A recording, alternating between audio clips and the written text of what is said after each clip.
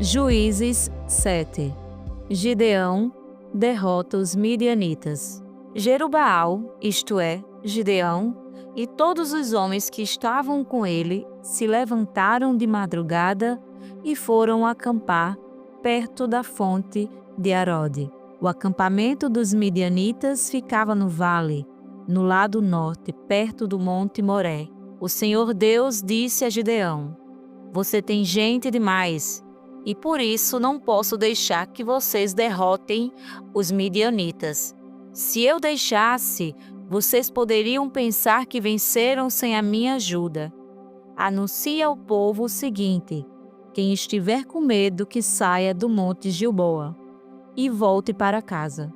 Gideão anunciou e 22.000 homens voltaram, mas 10.000 ficaram.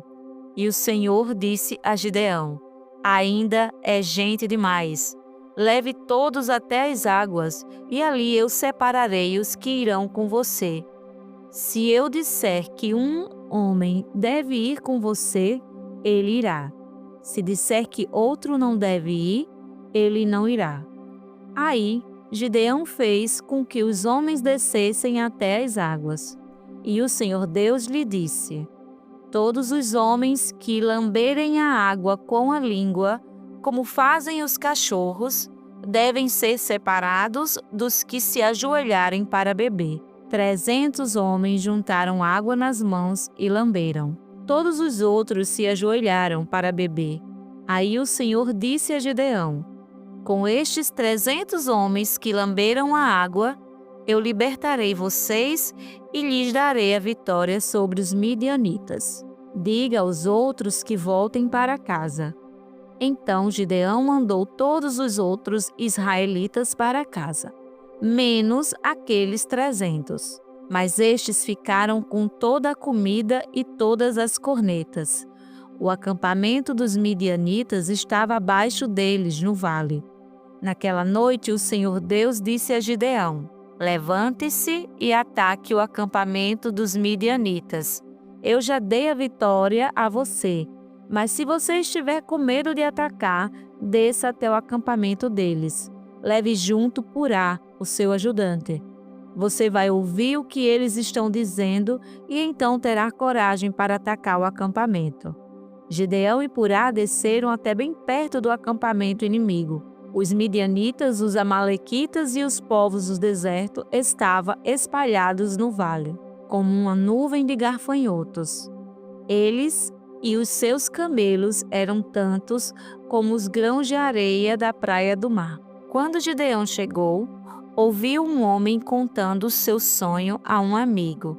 Ele dizia: "Eu sonhei que um pão de cevada rolou para dentro do nosso acampamento. Veio e bateu numa barraca. Ela caiu, virou no avesso e ficou estendida no chão." O amigo respondeu: "É a espada de Gideão, o israelita, o filho de Joás. Isso quer dizer que Deus entregou a ele o nosso povo e todo o nosso exército." Quando Gideão ouviu esse sonho e entendeu o que ele queria dizer, ajoelhou-se e adorou a Deus. Então voltou para o acampamento israelita e disse: "Levantem-se, o Senhor Deus entregou o exército dos midianitas nas mãos de vocês." Gideão separou os 300 em 3 grupos e deu a cada homem uma corneta de chifre de carneiro e um jarro com uma tocha dentro. E disse: "Olhem para mim, e quando eu chegar perto do acampamento inimigo, façam o que eu fizer. Quando eu e o meu grupo tocarmos as cornetas, então vocês que estarão cercando o acampamento, toquem as cornetas e gritem: 'Pelo Senhor e por Gideão!'"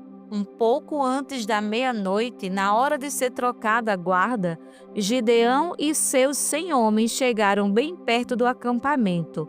Então tocaram as cornetas e quebraram os jarros que levavam. Os 3 grupos tocaram as cornetas e quebraram os jarros. Eles seguravam a tocha na mão esquerda e a corneta na direita e gritavam: "Uma espada pelo Senhor e por Gideão!" e cada um ficou parado no seu lugar em volta do acampamento. Então todo o exército inimigo fugiu gritando. Enquanto os 300 homens tocavam as cornetas, o Senhor Deus fez com que os homens do acampamento atacassem uns aos outros com as suas espadas. Eles fugiram na direção de Zererá e foram a Bet-sita e até a divisa de Abel-meolá, perto de Tabate. Então, os homens das tribos de Naphtali, de Asser e das 2 metades da tribo de Manassés foram chamados e perseguiram os midianitas. Gideão enviou mensageiros para dizerem a todos os que moravam na região montanhosa de Efraim: desçam e lute contra os midianitas. Defendam o rio Jordão e os seus riachos até Bet-bara, e não deixem os midianitas atravessarem. Então, os homens de Efraim foram e defenderam o rio Jordão e os seus riachos até Bet-bara. Eles prenderam Oreb e Zeebe, os 2 chefes midianitas. Mataram Oreb na pedra de Oreb e mataram Zeebe no seu tanque de pisar uvas. Continuaram a perseguir os midianitas e levaram a cabeça de Oreb e a de Zeebe para Gideão, que estava a leste do rio Jordão. Juízes 8. A derrota final dos midianitas. Os homens da tribo de Efraim disseram a Gideão: por que você não nos chamou quando foi lutar contra os midianitas? Por que fez isso com a gente? E tiveram uma discussão muito forte com Gideão. Mas ele lhes disse: o que eu fiz com os midianitas não é nada comparado com o que vocês fizeram. Até aquilo que o menor dos homens de Efraim fez tem mais valor do que aquilo que todos os homens do grupo de famílias de Abiezer fizeram.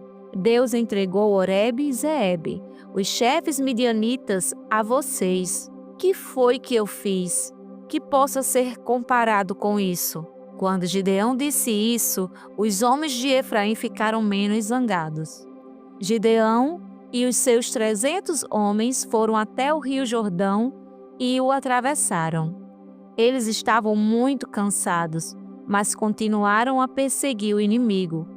Então Gideão fez aos homens da cidade de Sucote o seguinte pedido: estou perseguindo os chefes midianitas Zeba e Salmuna, e os meus homens estão muito cansados. Por favor, deem comida para eles. Mas os chefes de Sucote responderam: por que devemos dar comida para o seu exército? Você ainda não prendeu Zeba e Salmuna. Aí Gideão disse: está bem, mas quando o Senhor me entregar Zeba e Salmuna, eu rasgarei a carne de vocês com os espinhos das plantas do deserto. Gideão foi a Penuel e fez o mesmo pedido aos homens dali. Mas os homens de Penuel lhe deram a mesma resposta que os homens de Sucote tinham dado. Aí Gideão disse: quando eu voltar são e salvo, derrubarei esta torre. Zeba e Salmuna estavam em Carcó com seu exército. De todo o exército dos povos do deserto, restavam apenas 15.000 homens. 120.000 tinham sido mortos. Gideão foi pelo caminho que rodeava o deserto, a leste de Noba e Jogbeá, e atacou de surpresa o exército inimigo. Zeba e Salmuna, os 2 chefes midianistas, fugiram, mas ele os perseguiu e os prendeu, e o exército inteiro foi derrotado. Gideão, filho de Joás, voltou da batalha pela subida de Heres. Prendeu um moço de Sucote e lhe fez perguntas. Então, o rapaz escreveu para Gideão os nomes dos 77 chefes e líderes de Sucote. Aí Gideão foi falar com os homens de Sucote e disse: vocês lembram de quando me desprezaram? Vocês disseram que não iam dar comida para o meu exército cansado porque eu ainda não tinha prendido Zeba e Salmuna. Muito bem, aqui estão eles. Então pegou espinhos das plantas do deserto e com eles castigou os chefes de Sucote. Também derrubou a torre de Penuel e matou os homens daquela cidade. Aí perguntou a Zeba e Salmuna: com quem se pareciam os homens que você mataram em Tabor? E eles responderam: pareciam com você, todos tinham jeito de príncipe. Gideão disse: eles eram meus irmãos, filhos da minha mãe. Juro pelo Senhor Deus que, se vocês não os tivessem matado, eu também não mataria vocês. E disse a Jéter, o filho mais velho: levante-se e mate-os. Mas o rapaz não tirou a sua espada. Ele estava com medo, pois ainda era muito novo. Então Zeba e Salmuna disseram a Gideão: venha você mesmo nos matar, porque para isso é preciso ter coragem de homem. Aí Gideão matou Zeba e Salmuna e pegou os enfeites em forma de meia-lua que estavam no pescoço dos seus camelos. Os homens de Israel disseram a Gideão: você nos salvou dos midianitas, portanto, seja nosso governador, e depois de você o seu filho e o seu neto. Gideão respondeu: eu não serei governador de vocês, e o meu filho também não. O Senhor Deus é quem será o governador de vocês.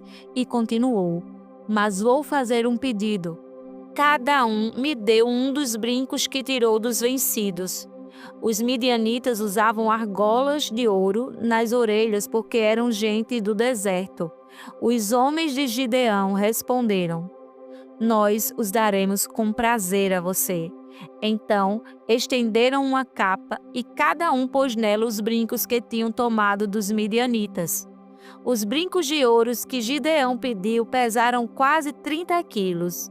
Isso fora os enfeites, os colares e as roupas de púrpura que os chefes de Midian usavam. E, sem contar, também os enfeites que estavam nos pescoços dos seus camelos. Com o ouro, Gideão fez um ídolo e o colocou em Ofra, a sua cidade. Então, todos os israelitas abandonaram a Deus e iam lá para adorar o ídolo. E isso foi uma armadilha para Gideão e a sua gente. Os midianitas foram derrotados pelos israelitas e por muito tempo deixaram de ser uma ameaça para eles. E a terra ficou em paz durante 40 anos enquanto Gideão viveu. A morte de Gideão. Gideão voltou e ficou morando na sua própria casa. Ele foi pai de 70 filhos, pois tinha muitas mulheres. Ele também teve uma concubina em Siquém, e ela lhe deu um filho.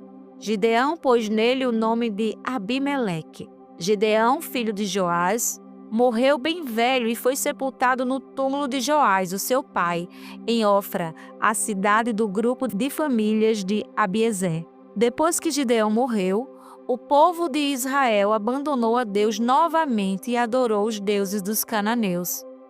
Eles adotaram Baal-berite como seu Deus.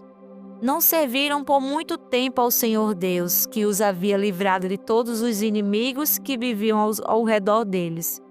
E também não foram agradecidos à família de Gideão por tudo de bom que ele havia feito para o povo de Israel. Jó 37. A tempestade me faz bater o coração, como se ele fosse pular para fora do peito. Escutem o estrondo da voz de Deus, o trovão que sai da sua boca. Ele solta relâmpagos por todos os lados do céu, e de uma ponta da terra até a outra. Então, ouve-se os rugidos da sua voz, o forte barulho do trovão, e durante todo o tempo os relâmpagos não param de cair. Deus troveja com a sua voz maravilhosa, ele faz grandes coisas que não podemos compreender. Deus manda que caia neve sobre a terra e também fortes pancadas de chuva. Assim faz com que as pessoas fiquem em casa sem poderem trabalhar, para que todos saibam que é Ele quem age. Os animais entram nas suas tocas e ali ficam escondidos. As tempestades violentas vêm do sul e o frio vem do norte. O sopro de Deus congela as águas, que assim ficam cobertas de gelo. Deus enche de água as nuvens e elas lançam os relâmpagos. seguindo a ordem de Deus. As nuvens se espalham em todas as direções. Elas fazem tudo o que Deus manda em toda parte, no mundo inteiro. Deus faz cair chuva sobre a terra, ou para castigar a gente, ou para mostrar que tem amor por nós. O infinito conhecimento de Deus. Jó, pare um instante e escute. Pense nas coisas maravilhosas que Deus faz. Será que você sabe como Deus dá a ordem para que os relâmpagos saiam, brilhando nas nuvens? Você sabe como as nuvens ficam suspensas no ar? Isso é uma prova do infinito conhecimento de Deus. Será que você, que ficou sufocado de calor na sua roupa, antes de vir a tempestade de areia trazido pelo vento do sul, será que você pode ajudar a Deus a estender o céu e fazer com que fique duro como uma placa de metal fundido? Ensine-nos o que devemos dizer a Ele, pois não somos capazes de pensar com clareza. Eu não teria o atrevimento de discutir com Deus, pois isso seria pedir que Ele me destruísse. Não é possível ver o sol quando está escondido pelas nuvens, mas ele brilha de novo, depois que o vento passa e limpa o céu. No norte vemos uma luz dourada e a glória de Deus nos enche de profunda admiração. Não podemos compreender o Todo-Poderoso, o Deus de grande poder. A sua justiça é infinita e ele não persegue ninguém. Por isso as pessoas o temem e ele não dá importância aos que se acham sábios. Atos 17, versículo 16. Em Atenas. Enquanto estava esperando Silas e Timóteo em Atenas, Paulo ficou revoltado ao ver a cidade tão cheia de ídolos. Ele ia para a sinagoga e ali falava com os judeus e com os não-judeus convertidos ao judaísmo. E todos os dias, na praça pública, ele falava com as pessoas que se encontravam ali. Alguns professores epicureus, alguns estoicos, discutiam ali com ele e perguntavam: "Foi certo? O que é que esse ignorante está querendo dizer?" Outros comentavam: "Parece que ele está falando de deuses estrangeiros."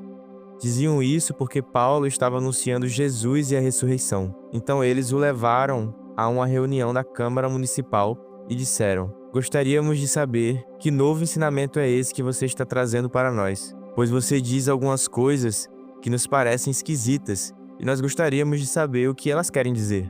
É que todos os moradores de Atenas e os estrangeiros que viviam ali gostavam de passar o tempo contando e ouvindo as últimas novidades. Então Paulo ficou de pé diante deles, na reunião da Câmara Municipal, e disse: "Atenienses, vejo que em todas as coisas vocês são muito religiosos. De fato, quando eu estava andando pela cidade e olhava os lugares onde vocês adoram seus deuses, encontrei um altar que está escrito: ao Deus desconhecido. Pois esse Deus que vocês adoram sem conhecer é justamente aquele que eu estou anunciando a vocês. Deus, que fez o mundo e tudo o que nele existe, é o Senhor do céu e da terra, e não mora em templos feitos por seres humanos. E também não precisa que façam nada por ele, pois é ele mesmo quem dá a todos a vida, respiração e tudo mais. De um só homem ele criou todas as raças humanas para viver na terra. Antes de criar os povos, Deus marcou para eles o lugar onde iriam morar e quanto tempo ficariam lá. Ele fez isso para que todos pudessem procurá-lo e talvez encontrá-lo, embora ele não esteja longe de cada um de nós. Porque, como alguém disse, nele vivemos, nos movemos e existimos. E alguns dos poetas de vocês disseram: nós também somos filhos dele. E já que somos filhos dele, não devemos pensar que Deus é parecido com um ídolo de ouro, de prata ou de pedra, feito pela arte e habilidade das pessoas.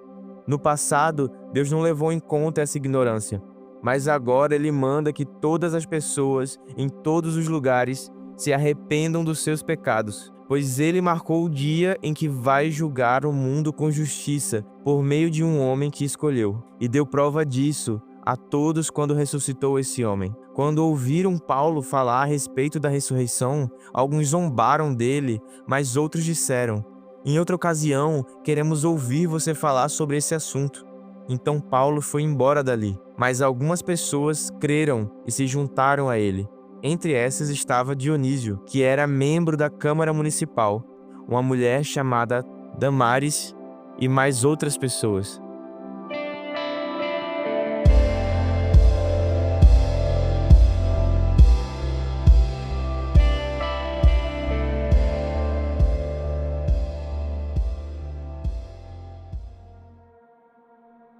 E Para finalizar o nosso devocional, oremos.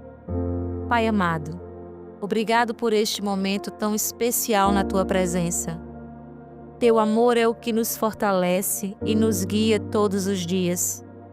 Que hoje possamos viver refletindo a Tua luz, espalhando bondade e amor por onde formos.